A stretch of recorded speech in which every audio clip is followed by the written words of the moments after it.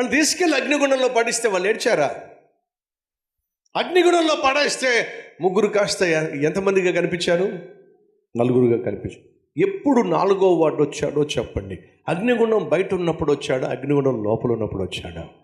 అర్థమవుతుందా మీకు? శ్రమలు లేనప్పుడు కాదండి దేవుడు నీ జీవితంలో ప్రత్యక్షమయ్యేది. శ్రమ గుండా నువ్వు వెళుతున్నప్పుడే నా దేవుడు ఖచ్చితంగా ప్రత్యక్షమవుతాడు. అర్థమైందా?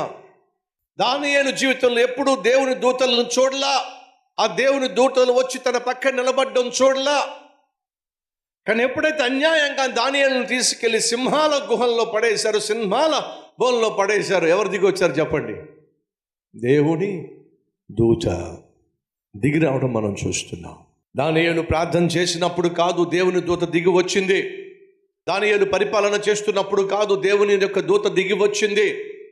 దానియేలు చెప్పండి, సింహాల బోనులో ఉన్నప్పుడు, గుహలో ఉన్నప్పుడు, అనేక సింహాలు అమాంతంగా దానియేలు మీదకు రాబోతున్నప్పుడు దేవుడు దూత రూపంలో దిగొచ్చాడు. శ్రమలు వచ్చినప్పుడండి, శ్రమలు వచ్చినప్పుడే, కష్టాలు వచ్చినప్పుడే, కన్నీటి గుండా వెళుతున్నప్పుడే దేవుని సన్నిధిని మనం బహు ఎక్కువగా అనుభవించగలం, ఆస్వాదించగలం, ఆనందించగలం, అద్భుతాలు చూడగలం, ఆశీర్వదించబడగలం, అనేక మందికి ఆదర్శంగా జీవించగలం. ఎప్పుడో తెలుసా? శ్రమల గుండా వెళ్ళినప్పుడు, ఆ శ్రమలను జయించినప్పుడు, శ్రమల ద్వారా ఉన్నతమైనటువంటి ఆత్మీయ పాఠాలు నేర్చుకున్నప్పుడు. అందుకే దేవుడు మన జీవితంలో శ్రమలను అనుమతిస్తాడు. ఈ వాస్తవాన్ని గుర్తించాల్సిందిగా కోరుతున్నాను. ఇప్పుడు జాగ్రత్తగా వినండి. ఎఫెసు అనే ప్రాంతానికి పౌలు వెళ్ళాడు. సమాజ మందిరానికి వెళ్ళి వాక్యం ప్రకటిస్తున్నాడు. సమాజ మందిరం అనగా వారానికి ఒక్కసారి వాళ్ళు కూడుకుంటారు. ప్రతి శనివారము సమాజ మందిరంలో వారు కూడుకుంటారు. ఎఫెసు ప్రాంతానికి వెళ్ళి ప్రతి శనివారం, అంటే వారానికి ఒక్కసారి, నెలకి 4 సార్లు వాక్యం చెప్పేవాడు. అలా వాక్యం చెప్పి అక్కడ ఉన్నటువంటి ప్రజలను వాక్యం చేత ప్రభావితం చేస్తూ ఉంటే అనేక మంది పౌలు చెప్పిన వాక్యం విని రక్షించబడ్డం, ఆ వాక్యానికి ఆకర్షించబడ్డం. అక్కడ ఉన్నటువంటి సంఘంలో ఉన్న పెద్దలందరూ గమనించి, ఈ మనిషి ఏదో మనకన్నా ఫేమస్ అవుతున్నాడే, ఈ మనిషి మనకంటే మంచి పేరు సంపాదిస్తున్నాడు, మనకంటే బాగా బోధిస్తున్నాడే, అనేక మందిని బోధన వింటున్నారే, రోజు రోజుకి మనిషి ఫేమస్ అవుతున్నాడు, పేరు బాగా సంపాదిస్తున్నాడు, బాగా వాక్యం చెప్తున్నాడు, అందరూ ఆయన గురించి మాట్లాడుతున్నాడు. కుదరదు. ఏం కుదరదు? నువ్వు వాక్యం చెప్పడానికి కుదరదు. నేనేం తప్పు చేశాను? ఎవరికి అన్యాయం చేశాను? ఈ వాక్యం ప్రకటించడం వల్ల అనేక మంది బాగుపడుతున్నారు. ఈ వాక్యం ప్రకటించడం వల్ల అనేక మంది రక్షించబడుతున్నారు. నేను పంపించబడిందే వాక్యం ప్రకటించడానికి. ఎందుకు కుదరదు? కుదరదయ్యా, ఇక్కడ వాక్యం ప్రకటించడం కుదరదు, నువ్వు ప్రకటించడానికి వీల్లేదో. ఇది ఆటంకం. ఆనాడు పౌలు చేస్తున్న సేవలో ఆటంకం వచ్చింది. పౌలు చేస్తున్న సేవ పరిచర్యలో ఆటంకం వచ్చింది. నువ్వు చేసే పనుల్లో ఆటంకం రావచ్చు, నువ్వు చేసే ఉద్యోగంలో ఆటంకం రావచ్చు, నువ్వు ఎక్కడ నివసిస్తున్నావు అక్కడ ఆటంకాలు రావచ్చు, ఎక్కడ నువ్వు దేవుని కోసం జీవిస్తున్నావు అక్కడ నీకు ఆటంకాలు రావచ్చు, నీ కుటుంబంలో అభ్యంతరాలు రావచ్చు. ఇవి సహజం. కానీ వినో, ఆధ్యాత్మిక జీవితంలో నువ్వు నేను ఖచ్చితంగా తెలుసుకోవాల్సింది ఏంటో తెలుసా? దేవుడు నీకు నాకు అప్పగించినటువంటి రక్షణను కానీ, అప్పగించినటువంటి సాక్ష్యమును కానీ, అప్పగించినటువంటి సేవను కానీ, అప్పగించినటువంటి సువార్తను కానీ ఆటంకాలు వస్తున్నాయి, అభ్యంతరాలు వస్తున్నాయి, అవమానాలు వస్తున్నాయి అని చెప్పి ఆపడానికి వీలు లేదు. నీరు పల్ల మెరుగు అంటారు పెద్దలు. అలాగే సువార్త కూడా మార్గము ఎరుగు, అది ముందుకు సాగిపోతూనే ఉంటుంది. పౌలు ఏం చేశాడో తెలుసా? ఆటంకం వచ్చిందని, అభ్యంతరపరిచారని, వాక్యం చెప్పొద్దంటున్నారని చెప్పేసి ఏడుచుకుంటూ కూర్చున్నాడా? ములుక్కుంటూ కూర్చున్నాడు. ఏంటి ప్రభు, సేవ చేయడానికి వస్తున్నాను, ఎవరు సేవ చేయనివ్వట్లేదు ఇక్కడ. ఏంటి ప్రభు ఈ ఆటంకాలు, ఏంటి ప్రభు ఈ అభ్యంతరాలు, ఏంటి ప్రభు ఈ ఆటుపోట్లు, ఏంటి ప్రభు ఈ అపాయాలు? ఏడ్చుకుంటూ కూర్చోలా. మళ్ళా చెప్తున్నా సహోదరులు, నీ జీవితంలో, నీ జీవిత ప్రయాణంలో ఎప్పుడు ఎక్కడ ఎటువంటి ఆటంకం వచ్చినా, అభ్యంతరం వచ్చినా ఏడ్చుకుంటూ కూర్చోమాకు, నిరుత్సాహపడి కూర్చోమాకు, చింతిస్తూ కూర్చోమాకు. వచ్చిన ఆటంకము, వచ్చిన అభ్యంతరం ఏం చేయబోతుందో తెలుసా? ఒక ద్వారాన్ని మూస్తున్నట్లయితే దేవుడు అలాంటి 10 ద్వారాలు నీకోసం తెరుస్తున్నాడు అనేది ఒక వాస్తవం. అది అర్థం చేసుకో. పౌలు ఏం చేశాడంటే, సరే నన్ను ఇక్కడ వాక్యం చెప్పొద్దు అంటున్నారు, అంతేనా? చెప్పడానికి వీలేదు. సరే నేను ఇక్కడ వాక్యం చెప్పను అని చెప్పి ఎక్కడ వాక్యం చెప్పకుండా మాత్రం ఉండేవాడిని కానే కాదు. ఇక్కడ చెప్పొద్దన్నారు, ఇక్కడ చెప్పను, అంతే. ఎక్కడ చెప్పాలో అక్కడ చెప్తా. మౌనంగా లేడు. ఏం చేశాడో తెలుసా? వెంటనే వెతకడం మొదలుపెట్టాడు, మార్గాలు వెతకడం మొదలుపెట్టాడు. ద్వారం మూయబడిందే, వెతుకుడి మీకు తెరవబడుతుంది, తట్టుడి మీకు తెరవబడుతుంది. వెతికాడు, అక్కడ ఒక స్కూల్ దొరికింది, అక్కడ ఒక పాఠశాల దొరికింది.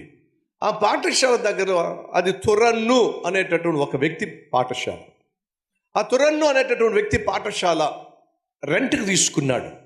అయ్యా, నీ పాఠశాలలో ఉన్న హాల్ నేను వాడుకుంటా, వాడుకో, ప్రతి నెల రెంట్ ఇస్తా, వాడుకో. ఇప్పుడు మందిరంలో వాక్యం చెప్పేటటువంటి పౌలు కాస్త ఇప్పుడు ఏం చేశాడో తెలుసా? పాఠశాలలో వాక్యం చెప్పడం ప్రారంభించాడు. ఇప్పుడు జరిగింది ఏమిటయ్యా అంటే, పాఠశాలలో వాక్యం చెప్పడం ప్రారంభించాడు కాబట్టి అడిగేవాడు ఎవడు లేడు, అడ్డుకునేవాడు ఎవడు లేడు, ఆపేవాడు ఎవడు లేడు. ఎందుకని? ఆ పాఠశాల ఎవరిది కాదు, ఈ తురన్ను అనేటటువంటి వ్యక్తిది. అతడు రెంట్కి ఇచ్చాడు. రెంట్కి ఇచ్చినప్పుడు పౌలు ఆ రెంట్ ఉన్నటువంటి హాల్లో ఏమైనా చేసుకోవచ్చు, పాటలు పాడుకోవచ్చు, ప్రార్థన చేసుకోవచ్చు, ప్రసంగం చేసుకోవచ్చు. ఇష్టమైన వాడు వస్తాడు, వింటాడు, ఇష్టం లేకపోతే బయట ఉంటాడు. కాబట్టి ఏం చేశాడంటే ప్రతిరోజు వాక్యం చెప్పడం మొదలుపెట్టాడు. ఏం చేశాడు? ఇటు చెప్పండి. ప్రతిరోజు వాక్యం చెప్పడం మొదలుపెట్టాడు. ఆ వాక్యం వినడానికి ప్రతిరోజు జనం వచ్చేవాళ్ళు. ఇప్పుడు జాగ్రత్తగా వినండి. అంతకుముందు వాక్యం చెప్పడానికి తనకు వారానికి ఎన్ని అవకాశాలు వచ్చేవి? ఒక్క అవకాశం. నెలకి 4 సార్లు, సంవత్సరానికి 52 వారాలు.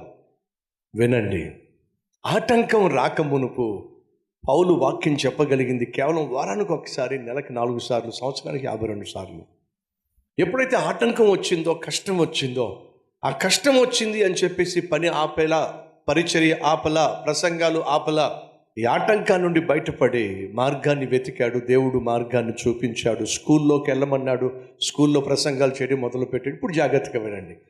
ఆటంకం రాకమునుపు వారానికి ఒక్కసారి, ఆటంకాన్ని ఎదుర్కొంటే వారానికి 7 సార్లు, 365 రోజులు ప్రసంగాలు చేశాడు. అలా అంతకుముందు ఆటంకం రాకముందు 3 నెలలే సేవ చేశాడు, 12 ప్రసంగాలు ఇచ్చాడు. ఆటంకం వచ్చిన తర్వాత సహోదరి సహోదరులు ఇంచుమించు 700 ప్రసంగాలు ఇచ్చాడు. దేవుడు మార్గం చూపించాడు. ఖచ్చితంగా నీ జీవితంలో కూడా నువ్వు దేవుని సహాయంతో మార్గము వెతికినట్లయితే, నీకొచ్చిన శ్రమకు, నీకొచ్చిన కష్టానికి, నీకొచ్చిన ఆటంకానికి, నీకొచ్చిన అభ్యంతరానికి మార్గం చూపించు ప్రభువా, దీంట్లో నుంచి బయటకు రావడానికి, దీన్ని జయించటానికి నాకు మార్గం చూపించు ప్రభువా నువ్వు ప్రార్థన చేస్తే, నా ప్రభువు ఖచ్చితంగా నీకు మార్గం చూపిస్తాడు. ఊహించని ఆశీర్వాదాన్ని కూడా దానిలో దాచిపెడతాడు.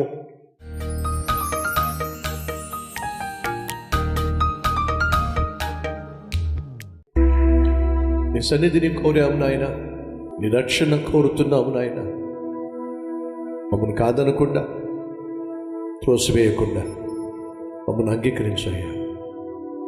కృంగిపోతున్నాం, కుప్పకూలిపోతున్నాం, పడిపోతున్నాం, అడైపోతున్నాం. ఈ బ్రతుకులను బాగు చేయి నాయన. బాగు చేస్తావని, బాగు చేశావని నమ్ముతూ నిన్ను స్తుతిస్తూ ఈ ప్రార్థన యేసయ్య పేరిట అర్పిస్తున్నాం తండ్రి. ఆమేన్.